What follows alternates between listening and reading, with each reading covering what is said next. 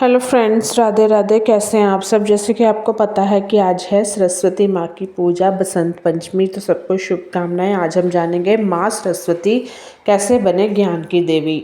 हिंदू धर्म में देवी सरस्वती को ज्ञान, विद्या, संगीत, कला, वाणी की अधिष्ठात्री मानते हैं। वे सफ़ेद वस्त्र धारण करने वाली, हंस पर सवार, हाथों में वीणा, पुस्तक और माला लिए हुए चित्रित की जाती है। हर वर्ष बसंत पंचमी के अवसर पर उनकी पूजा होती है, जो विद्यारंभ के लिए शुभ मानते हैं। लेकिन क्या आप जानते हैं सरस्वती माँ कैसे बनी ज्ञान की देवी? इसके पीछे भी पौराणिक कथा है, वही आज हम जानेंगे। तो फ्रेंड्स, मेरी कल की भी वीडियो थी कि हम आज के दिन यानी कि बसंत पंचमी पे पीले वस्त्र क्यों पहनते हैं, पीला खाना क्यों खाते हैं। सर्वसिद्ध देवी का महत्व। देवी सरस्वती हिंदू त्रिदेवी का एक हिस्सा है। जहाँ लक्ष्मी धन की देवी, पार्वती शक्ति की, वही सरस्वती ज्ञान की देवी है। उनका नाम सरस्वती संस्कृत शब्द से बना सरस यानी कि प्रवाह और वती यानी कि धारण करने वाली से मिलकर बना है, जिसका अर्थ है प्रवाह वाली या जल की तरह बहने वाली। वह न केवल विद्या प्रदान करती है बल्कि विवेक, बुद्धि, रचनात्मकता भी प्रतीक है। पुराणों में उन्हें वाग्देवी, भारती, शारदा और वीणापनी जैसे नामों से जाना जाता है। बसंत पंचमी माघ मास के शुक्ल पक्ष को मनाई जाती है। यह सरस्वती पूजा का मुख्य त्यौहार है। इस दिन विद्यार्थी, कलाकार, संगीतकार उनकी आराधना करते हैं। मान्यता है कि इस दिन सरस्वती माँ का अवतरण हुआ था, जिससे संसार में अज्ञानता का अंधकार दूर हुआ और वेदों में सरस्वती को नदी के रूप में वर्णित किया गया है, जो वैदिक सभ्यता की जीवन रेखा थी। लेकिन वह मुख्य रूप से ज्ञान की देवी के रूप में पूजी जाती हैं। पौराणिक कथा। क्या कथा है वही जानेंगे। पुराणों, विशेष रूप से देवी भगवत पुराण, ब्रह्म वैवर्त पुराण और स्कंद पुराण में सरस्वती की उत्पत्ति की कथा विस्तार से वर्णित है। सृष्टि की शुरुआत में भगवान विष्णु की आज्ञा से ब्रह्मा जी ने ब्रह्मांड की रचना की।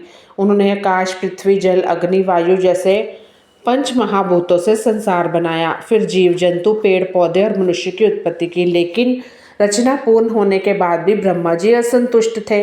चारों ओर शांति थी, लेकिन कोई ध्वनि नहीं, कोई संगीत नहीं, कोई ज्ञान का प्रकाश नहीं। जीव थे लेकिन वह मूक थे। विचार थे लेकिन अभिव्यक्ति नहीं थी। ब्रह्मा जी ने सोचा यह सृष्टि अधूरी है, इसमें वाणी, ज्ञान और कला की कमी है।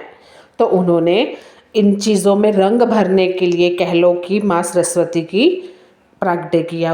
उनका क्या किया ब्रह्मा जी ने? वे चिंतित होकर भगवान विष्णु के पास चले गए और अपनी समस्या बताई। तो विष्णु जी ने कहा, हे ब्रह्मा, तुम्हारी रचना में शक्ति की कमी है। तुम अपने कमंडल से जल छिड़को और ध्यान करो।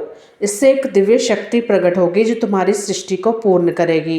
ब्रह्मा जी ने वैसा ही किया। उन्होंने अपने कमंडल से पवित्र जल की कुछ बूंदें छिड़की।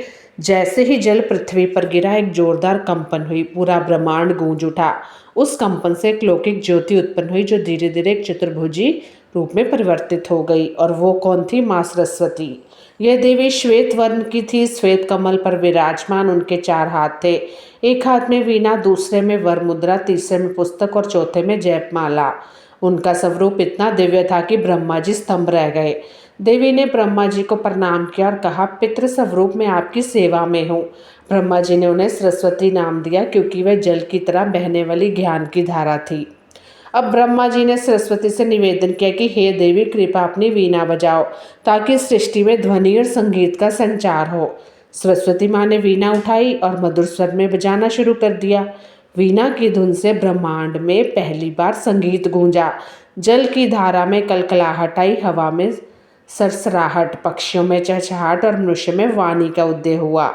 जीवों को बोलने की शक्ति मिली और ज्ञान का प्रकाश फैला।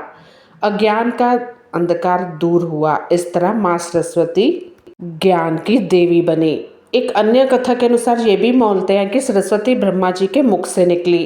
ब्रह्मा जी जब सृष्टि रचना कर रहे थे, उनके मुख से ओम ध्वनि निकली, जो सरस्वती के रूप में अवतरित हुई। यह कथा ब्रह्म वैवर्त पुराण में वर्णित है, जहाँ सरस्वती को ब्रह्मा की मानस पुत्री कहा गया है।